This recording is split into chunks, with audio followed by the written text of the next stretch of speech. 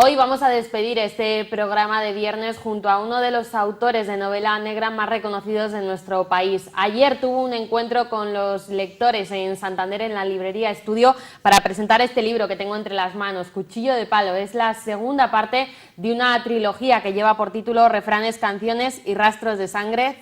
César Pérez Gellida, muy buenos días.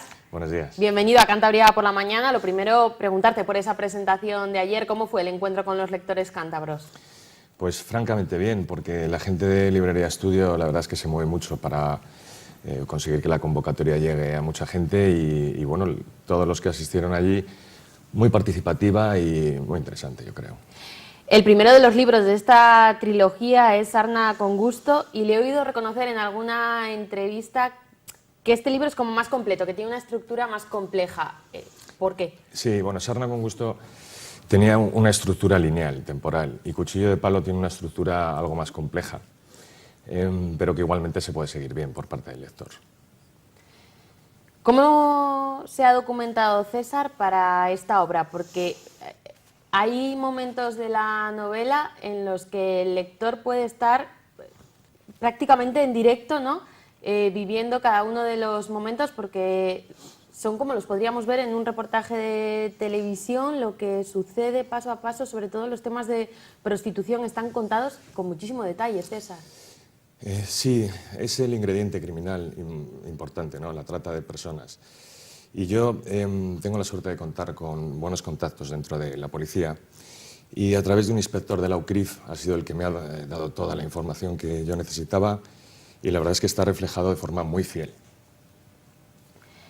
Cuenta la historia de Ramiro Sancho. En el anterior libro había quedado apartado, suspendido de empleo y sueldo como Policía Nacional. En este libro va a llegar a Galicia para un retiro, por decirlo de algún modo. No sé si le ha hecho algo este personaje porque le trata fatal. Eso me dicen los lectores, pero no es cierto. Yo a Ramiro Sancho le adoro, es uno de los principales personajes y yo comparto ADN con él, lo llevo muy dentro, son muchos meses interpretando este papel y lo que pasa es que es pelirrojo y los pelirrojos, como sabes, son focos de atracción de problemas y Sancho no es menos. Entonces, allá donde va, aunque trate de esconderse, trata de apartarse, pues resulta que acaba trayendo esos problemas, en este caso con la mafia nigeriana. ¿Eso de los pelirrojos está científicamente comprobado? Absolutamente. No, absolutamente. Es categóricamente cierto. Bueno, paralelamente a esa historia de Sancho, continúa la investigación por parte de sus compañeros y de un nuevo compañero que se añade al grupo. Están investigando una organización criminal que se conoce como la Congregación de los Hombres Puros. ¿En quién se ha basado César para describir a esta congregación? Bueno, en realidad la Congregación de los Hombres Puros es una agrupación criminal de ámbito internacional a la cual yo le he vestido con un corte, si quieres, masónico, ¿no? Para, digamos, ofrecer la cara oculta que tienen este tipo de organizaciones. ¿En quién me he basado? Hay muchos casos, ¿no? En Estados Unidos el FBI tiene un departamento que en concreto estudia y bueno, pues trata de impedir que estas agrupaciones delictivas tengan o cumplan con sus propósitos, porque principalmente lo que hacen son facilitar a grupos mafiosos de tipo los yakuza japoneses, la Bratva rusa o la mafia nigeriana, como es el caso. Son grupos que tratan de facilitarles su labor, ¿no? Desde sus cargos en altas empresas, desde sus cargos políticos, desde el manejo del poder financiero, son, como digo, las encargadas de limpiar todo aquello, ¿no? Antes hemos hablado de cómo te documentas para las obras, para las descripciones de muchos de los momentos. ¿Qué hay de realidad y qué hay de ficción en la novela? ¿O hasta qué punto es real? Bueno, yo trato siempre de confundir al lector con esto, porque hay mucho pozo de realidad. Todo lo que tiene que ver con la trata de personas es muy real. Todo lo que ocurre son testimonios reales que existen de personas que han salido, que han conseguido salir de estas agrupaciones criminales y lo que puede ser más ficción es lo relativo a la Congregación de los Hombres Puros, que bueno, le he dotado de este, como decía, de este perfil masónico o esta capa masónica para bueno, pues, enganchar de forma argumental con un hilo que viene ya desde Sarna con gusto y que tendrá su final en la tercera parte, que es A grandes males. A grandes males, que llega en marzo, si no me equivoco, es la fecha prevista Sí. de publicación. ¿Qué podemos adelantar de ese final? Bueno, la editorial la verdad es que está francamente contenta con esta novela. Es el desenlace de esta trilogía. Principalmente lo que vamos a tener es el desenlace del hilo argumental de La congregación de los hombres puros y vamos a tener una novela de un corte distinto a las anteriores. Si, como decíamos al principio, Cuchillo de palo tiene una estructura distinta a Sarna con gusto, A grandes males tiene una estructura también que tiene muy poco que ver, y sobre todo porque el ingrediente negro criminal cede un poco de espacio en favor de otro que los lectores todavía no lo han visto, por lo menos en mis novelas. ¿Escribió toda la novela de seguido y luego se dividió en libros para hacer la trilogía? ¿O empezó con Sarna con gusto y como vio que a los lectores les gustaba, quiso como escritor continuar la historia de Sancho? Verás, mi método creativo no contempla crear un guión o un argumento en el que yo pueda visualizar lo que va a ocurrir mucho más allá de la siguiente escena. Entonces yo, cuando empiezo con Sarna con gusto, no sé muy bien hasta dónde va a llegar. Más o menos descubro que esto puede llegar a ser una trilogía a la mitad de Cuchillo de palo, que en principio yo pensaba que Cuchillo de palo podía zanjar la historia, que esto no iba a ser una trilogía sino una biología. Pero profundizar en el mundo de la masonería y sobre todo una historia que me encontré en Buenos Aires, que es donde yo vivo ahora, una historia real sobre un edificio construido en 1921 y que es un Danteum, es un edificio, es un rascacielos de más de 100 metros, que se levantó con la idea de albergar las cenizas de Dante. Entonces, descubrir esta historia me hizo alargar lo necesario. No hay ni una página que sobre, bajo mi punto de vista, porque todo aquello tiene su razón de ser. ¿Habrá mucho de Dante en esa tercera parte?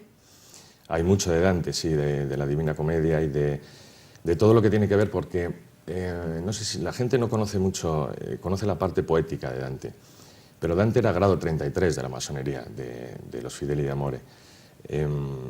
Y la masonería yo no la concibo como algo pernicioso, como hay mucha gente que la confunde con las organizaciones secretas, incluso con sectas. La masonería es la impulsora del pensamiento en los siglos más reaccionarios, donde la Iglesia Católica y el totalitarismo de los estados, las monarquías, hacían que el pensamiento no evolucionara. La masonería luchaba contra eso, pero enfrentarse con esos poderes le hizo hacerlo desde las sombras, porque no podía hacerlo de otra forma. Entonces esa parte yo creo que es la que ha justificado su persecución. Yo defiendo mucho la masonería, pero es cierto que ha habido logias masónicas que se han desviado del camino. El refranero español es amplísimo. ¿Por qué estos 3 títulos?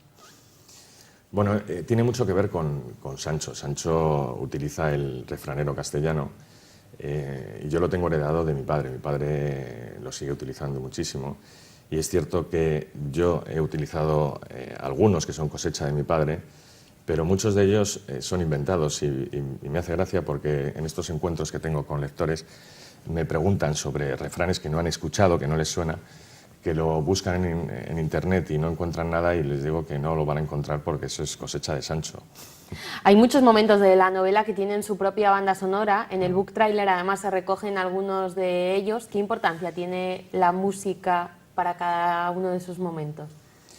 Bueno, es un ingrediente que está muy presente en mis novelas desde la anterior trilogía, desde Memento Mori, porque allí donde se acaban las palabras a la hora de expresar emociones, yo utilizo la música.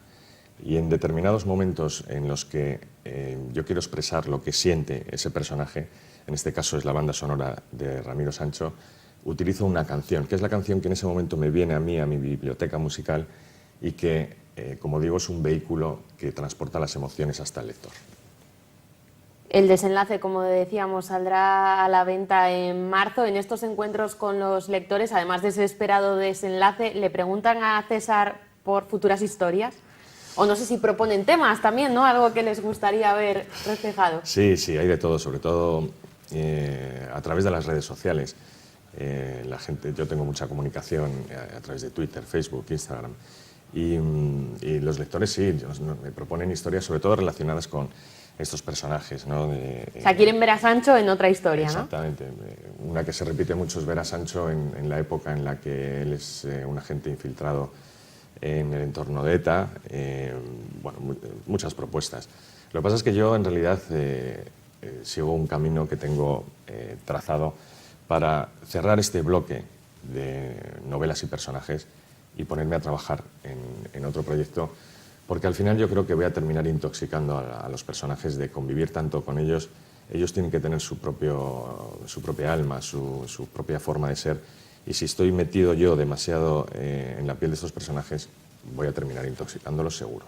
¿Y ese otro proyecto nacerá y crecerá en Buenos Aires?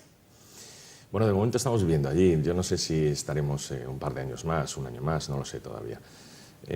Pero sí, seguro que tendrá, porque yo trabajo desde allí, o sea que allí me toca teclear lo nuevo cuando decida qué es lo que voy a escribir. ¿La próxima parada en esta gira española de presentación, César? La próxima parada es Valladolid para encontrarme con mis amigos, mis familiares. A mi padre todavía no lo he podido ver desde que estoy en España, así que de cara a los lectores tengo un encuentro más en una biblioteca municipal en Rueda. Y poco más. El resto que me queda son, como digo, mis amigos. ¿Ese momento en Valladolid va a ser especial? Sí, bueno, ha sido muy especial ya porque yo he hecho ya 3 actos públicos en Valladolid que han estado con colas de personas esperando para tener pues unos minutos conmigo, la firma, la foto. Y es cierto que en Valladolid es donde tengo yo mi núcleo duro, ¿no? Y hablando de refranes, lo de nadie es profeta en su tierra, entonces no se comparte, ¿no? En este caso no se cumple en absoluto, porque en Valladolid la verdad es que me han arropado desde el principio y son, como digo, los primeros en apoyarme en cada lanzamiento. Bueno, pues gracias por recalar también en Santander con esta obra, César. Nos vemos en marzo. Claro que sí, claro que sí. Encantado de estar aquí este rato y muchísimas gracias. Muchísimas gracias a ti.